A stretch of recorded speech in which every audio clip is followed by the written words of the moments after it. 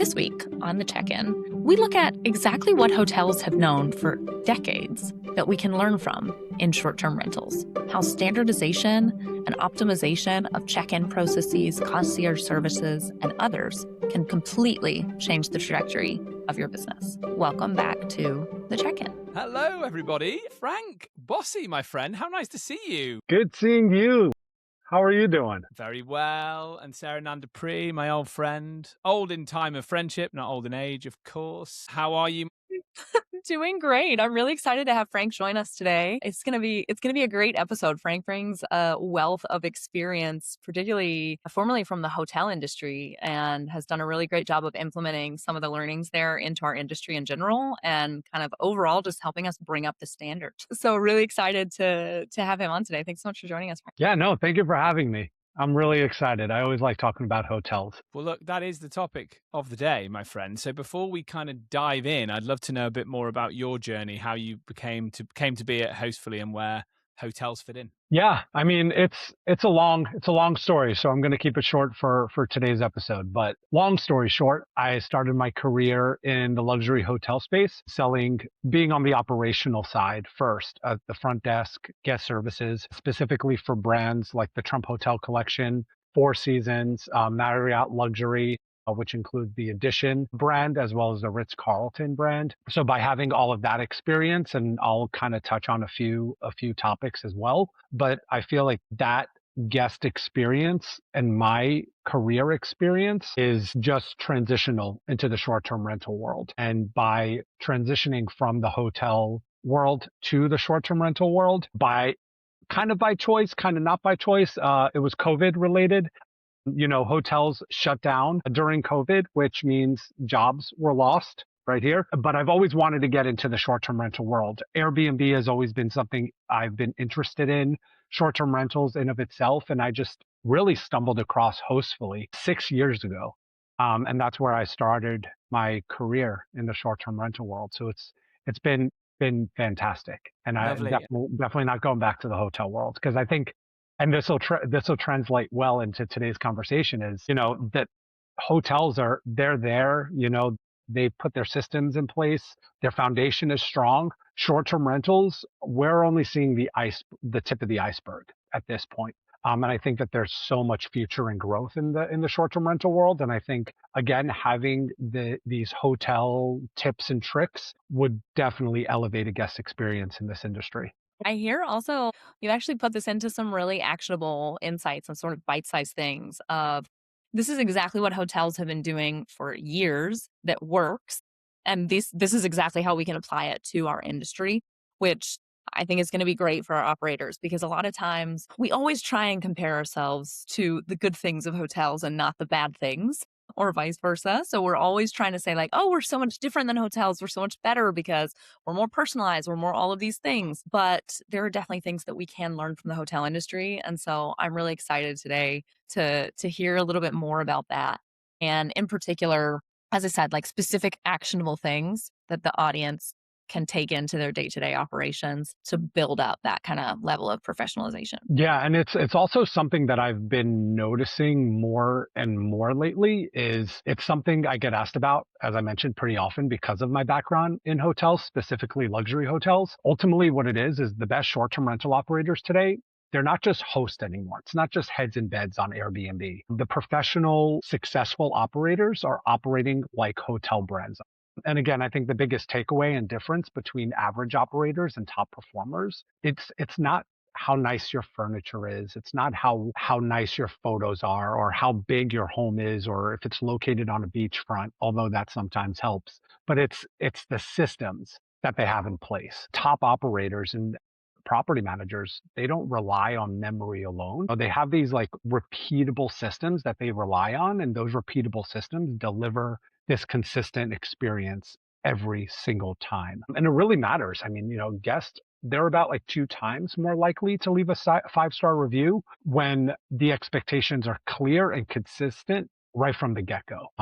So, hotels figured this out decades ago, like you said, Sarah. So, they don't just hope for a great guest experience. Like, they've engineered them. They've put systems in place that they can guarantee a great guest experience right from the start. And, based on the hotels that I've worked at, the Ritz-Carlton, Four Seasons, I just got turned on to the Amman resorts. Mhm. I've been I didn't know about them before, and now I do. And they all do this differently, but they all follow the same principle, which is, they design the guest experience intentionally, and really focus on the guest. And the thing is, like, even with short-term rental operators, is you don't need a full hotel team to do this successfully. You just kind of need the right systems in place to make it more of an intent. Makes sense. Tell us a little bit more about those systems, and also, I am curious to learn a little bit more about seems like there's some things that the hotel industry has the advantage of not only time, but also, a wealth of inventory, right? So just as you mentioned, like, I go to a Courtyard Marriott, I know I'm getting one experience. I go to a different kind of Marriott, I know I'm getting a different experience. And it is known generally. You can tell by the website, you can tell by the information that is sent to you about the hotel room. One of the things I see as a potential challenge for short term rental operators is like maybe all their properties don't have the same amenities. Maybe all of their properties don't allow them to have that same level of experience. So I guess that's another question is if you are an operator that has maybe a varied portfolio, one, would you recommend a varied portfolio? I've even seen some managers that break it out into different brands. So, for example, they have one brand that's all operated by the same company, but they have one brand which is known as their luxury brand. And every time that they take on, even if it's one or two properties that are different from that, they'll start a new brand so that it doesn't cross contaminate. I'm curious if that is something that you have seen in the short term rental industry or you've seen work like it does in hotels. Sorry, that was a long question. No, no, no. It's great because it also gives property managers or owners, the operators, this opportunity to have different brands. I think with the Courtyard Marriott from the Ritz-Carlton, which is part of the Marriott collection, is the reason they're so successful is because the experience feels consistent, it feels intentional, and it's familiar to the guest. If you're at a Marriott Courtyard, it's consistent, it's intentional. You know where you're going to get. Same thing with the Ritz-Carlton. It's consistent. It's intentional. You know what you're going to get. It's very familiar.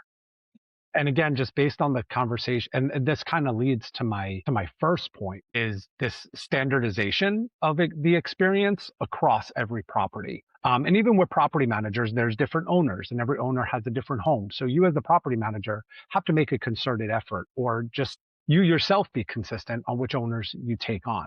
You want to make sure that the properties match your brand. If you have a luxury component and then like a lifestyle or upscale component, similar to what Marriott does, they have the luxury, which is the Ritz-Carlton and the Edition, then they have the upscale, which is the Westin and the W, and then they have, I forget what their words are, or lifestyle, I think is their verbiage for that, like the Courtyard Marriott and all those others. Again, the reasons they're so successful is because no matter where you stay, the familiarity and the consistency and the intentionality behind that brand is there. Like Four Seasons in particular, right? They're known for delivering the same high-end experience across every property globally. So you always know what you're going to get and it's always exceptional. And that's where many short-term rental operators fall short. One property feels amazing and the next property feels completely different. And that inconsistency is what kills your repeat bookings. And like even in practice, I mean, this means it's easy, actionable takeaways that you can take from today's conversation. It's just creating a simple but clear brand behind the scenes. You have a checklist for every single property or every single collection. So, the tone of your messaging, the way the space is set up, and just the overall guest experience really just feels aligned to the brand. And it also means, standardizing the essentials, right? Like your linens, your toiletries, the way that you set up the coffee. It's even how you communicate your check-in instructions, while at the same time auditing your listings to make sure that what the guests see online actually matches what they experience in person. So standardization, I think, is the most important ways of kind of leveling up your current operations, but also setting yourself apart from the competition, because every day there's a new competitor or other listing that you're competing with in the market. So again, standardization is really important. That was the first one. I'm thinking about just going through each individual one. Go for it. The arrival, hotels, especially the luxury hotels, obsess over check-in because they know that first impressions are formed within like the first 10 to 15 minutes. So going back to the Four Seasons, if you can't tell what my favorite brand is, now you know. I wish I could afford it so often, but one day. At the Four Seasons, you're often greeted by name and checked in seamlessly and effortlessly. There's no waiting, there's no confusion. They know who you are the second you walk through that door. Yeah. Now, comparing that to a typical bad short term rental experience, you're scrolling through your messages, you're searching for the lock code to get into the unit, not knowing where to go at times. And that friction immediately impacts the stay. And again, the best operators, short term rental operators, are the ones that are removing all of that guesswork. Everything is clear, everything is simple, and it just works. So you're anticipating these guest needs, which brings me to my third. But before we go to number three, some things you can do as a short-term rental operator. So instead of this scattered communication, I would recommend just delivering one clear automated day of arrival that includes everything that the guest needs to know in one place, whether that's via text message, WhatsApp, email, or even using a digital guidebook. Include the address, the parking details, the access codes, the Wi-Fi code. Include pictures and videos on how to find the location, especially if it's kind of hidden away or if it's a unit amongst 200 units in a luxury high rise. You want to provide that right from the get-go. And also, speaking about lock codes, the smart locks, you want to make sure that they're automatically generated and that those expired codes are tied to the reservation, just ensuring and executing a seamless check-in arrival, because the last thing you want is friction right upon arrival. And what I could also suggest is, even if you have a short-term rental and you've been running operations for 5 years, regularly test your own check-in experience. Have your friends, have your family stay at your unit and treat them as a guest and ask them for feedback the same way the guest would. This way you can catch any friction before the next guest arrives. And so I always suggest doing that, no matter, again, if you've been in the industry for 1 year or if you've been renting out your listings for 10 years, like just being on top of that and just not consistently, regularly, just checking in on that and making sure that the check-in experience is seamless and frictionless is a huge takeaway. So the check-in is something that I feel very passionate about, because I don't know if I've ever told either of you this. Sarah, I must have mentioned this in many of the hours that we've been working together. My first job in the vacation rental industry was with One Fine Stay, and my first mission was to design a check-in process, right, and execute it. And at the time, we were doing face-to-face check-ins because this was 2011, 2012, and the tech wasn't there to kind of, screen the guest pre-arrival, do all of those things that people now need to do to feel really comfortable. So, but we were so important to the experience as the meter greeter team. We were vital, and we would often get referenced in the feedback. We asked in the NPS, it was referenced, asked you to score your greeter. And people really liked the fact that they got off a flight, jet lagged, tired, but with high expectations. So it's like such a crucial part of the whole experience. And when you walk into a hotel, if they do it right, and you're greeted with a smile and here's the Wi-Fi code, and this is what time breakfast is, and this is what you can expect, and have you seen the coffee machine over there? It's hand pressed, whatever, all that good stuff. If you can create that check-in process that doesn't just befuddle people with too much information, but gives them enough, you are buying yourself so much goodwill. You're buying yourself so much goodwill when they maybe find something that they didn't quite think was right or something like that. If they have a bad check-in experience, the whole thing can just cascade from the off. Now, I think there's a conversation we could be having, let's not have it today, but about how maybe AI is going to mean that operators have more time to go and bring back the face-to-face check-in. That I would love, by the way. I love that if we could just be just checking people while the machine does everything in the background, because that really is what makes the big difference. But let's think about that, Frank. We're talking about automating your check-in process. This is why you have to automate it, because it has to feel as warm and cuddly as if you were there in person, even though it's not practical for you to be there in person, right? Yeah, exactly. And even just ensuring that your check-in process is standard and that it's seamless and effortless is kind of where the hotel industry thrives.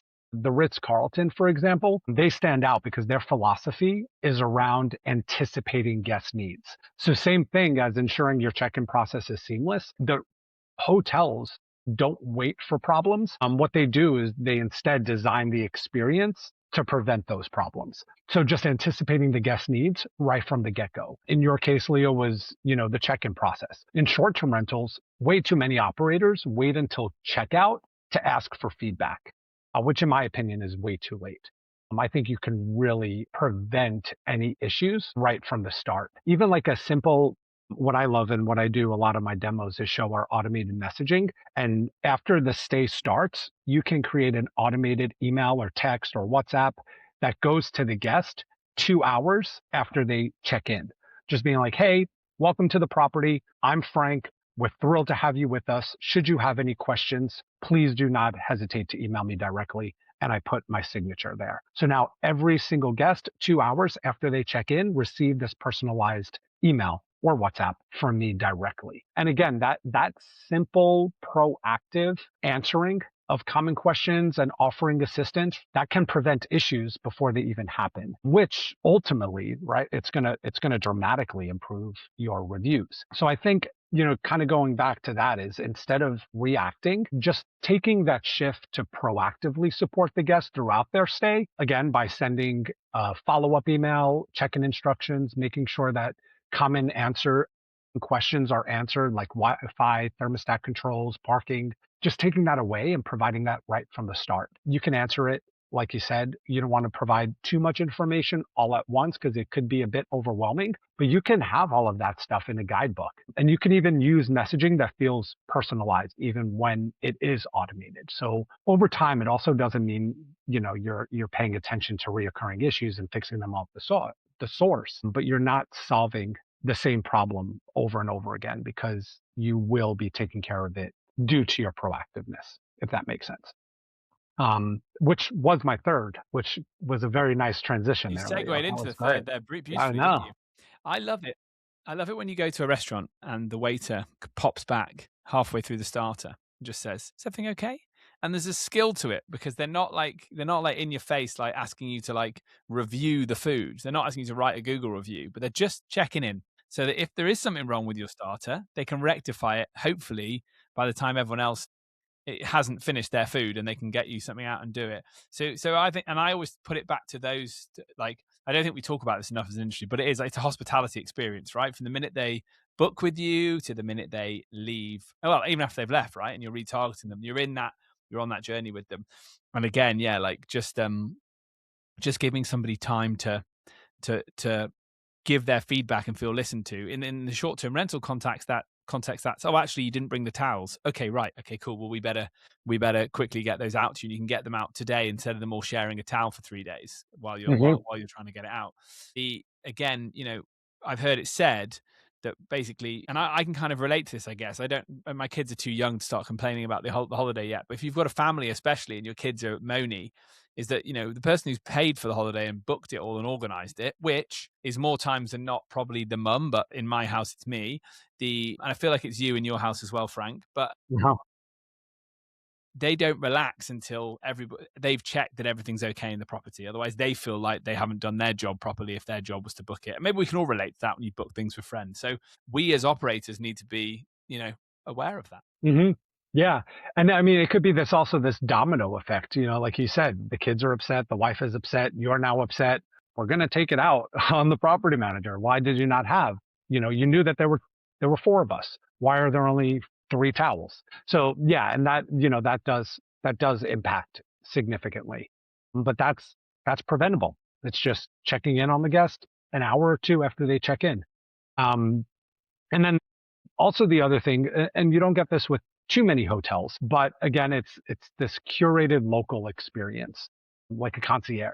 So I think that will really elevate your operations. If there are towels, you call down to the front desk, somebody's going to help you out and bring that right over. And then because ultimately hotels, they don't just provide a place to stay, they guide your experience at the location in which they booked. So even like, again, with Four Seasons, the Ritz-Carlton, their concierge team builds personalized recommendations and itineraries that elevate the entire trip. Now, that's the luxury component of it all, but even the smaller lifestyle hotels, they offer guidebooks. They have somebody at the front to help you with that. Even though it's not a dedicated concierge, you still have someone who's familiar with the area to really just elevate your experience. But then I brought up earlier the Amman resorts. They take this even further.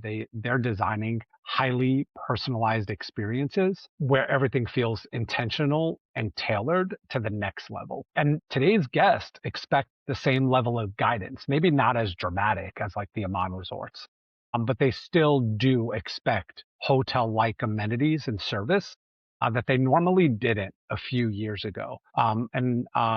I did a podcast recently. I forget which one it was, but I remember hearing that about 40% of travelers say that local recommendations improve their stay.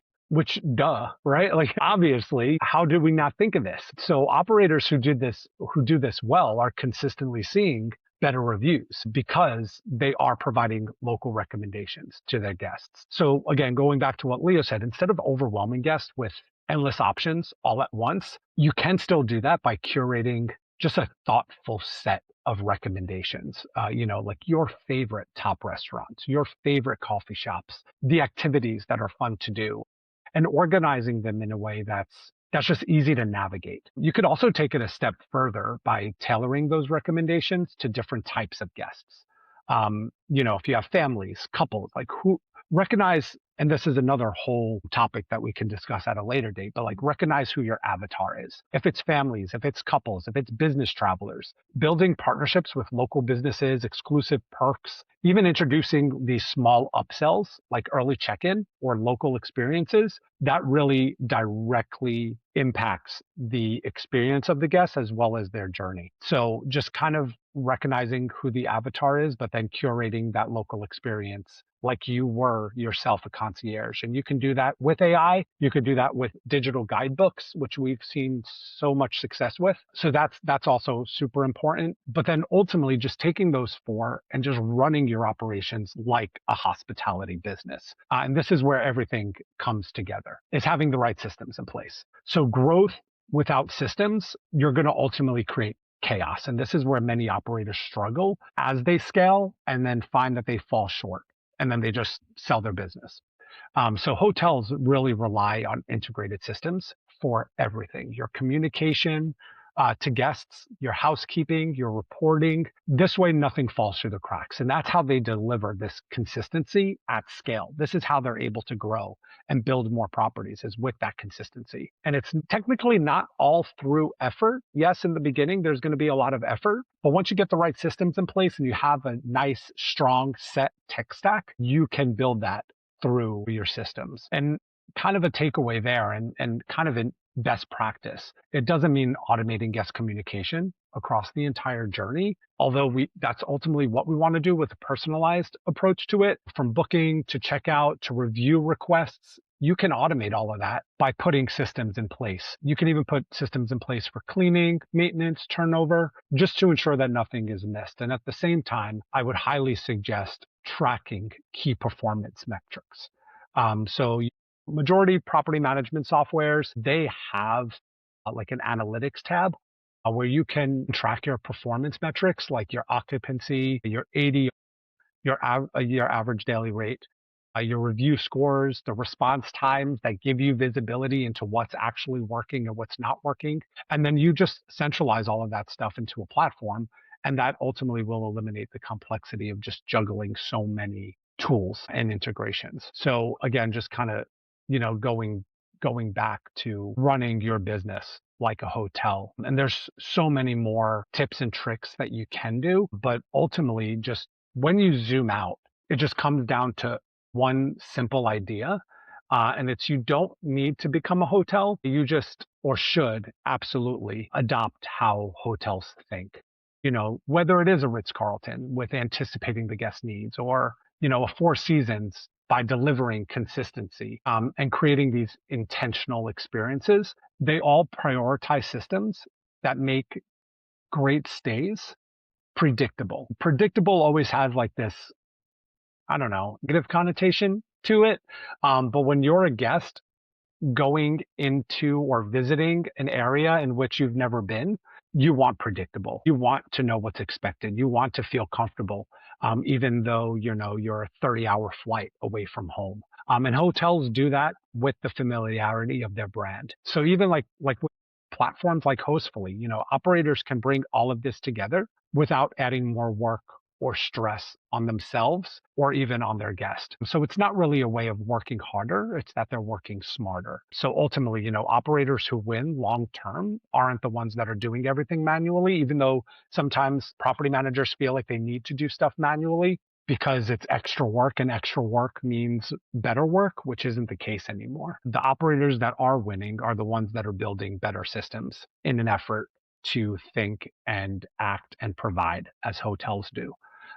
So I think we covered a lot. Even if it's just like 5 tips, I think it's still like you can really take a lot from what hotels are doing. And even as a short-term rental operator, when you travel, you stay at other short-term rental listings. I would say stay at hotels once in a while, and kind of pick up on what they're doing and how you can really benefit your own business by little things that hotels do in order just to improve your guest experience overall. Yeah, I love that. I think one of the things that's coming out to me today is really where we can pick up good things from hotels. So for example, the things that stand out to me are that idea of standardization of the processes, especially as you scale and grow. And what I love about that, plus all of the cool stuff that's coming out with AI, is that it's ultimately freeing us up to be able to do what we're best at, which Hmm. is which is hospitality, right? So maybe that means that it's going to eventually free us up to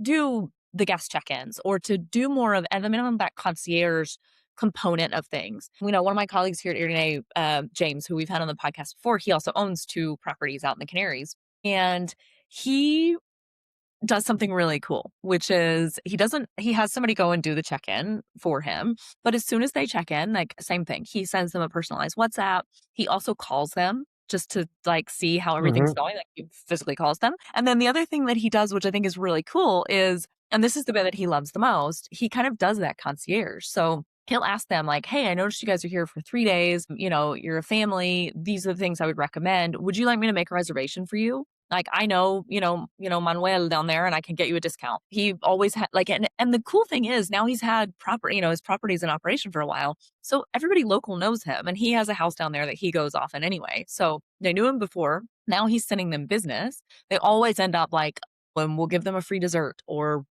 coffee included for free or whatever it is. It's those little tiny things that make the experience totally different. And that's the component that hotels will never have. Maybe I'm wrong, but that is what really sets us apart. And so I think we need to take the automation. I speak English, I promise. I Automation. like Optimization. This is my Spanish coming out. Anyway, we need to take the automation that we can from the hotel industry, and we need to take the things that make us unique, which I think in the concierge concept in particular is where, as a short-term rental industry, we can 100% win over a hotel. That's what differentiates the experience for me. I yeah.